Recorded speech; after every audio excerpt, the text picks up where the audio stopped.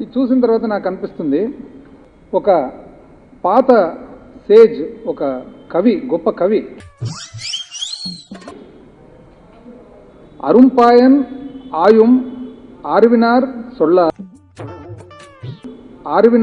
సొల్లార్ పెరుంపాయన్ ఇల్లత్త soul.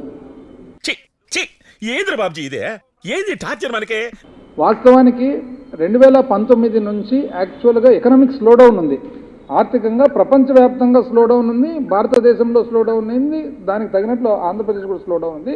నిజం చెప్పంటే ఆంధ్రప్రదేశ్ ఎక్కువ స్లోడౌన్ లేదు, పెద్ద పెద్ద రాష్ట్రాలకు ఉన్నంత స్లోడౌన్ లేదు, పికప్ అయినాయి.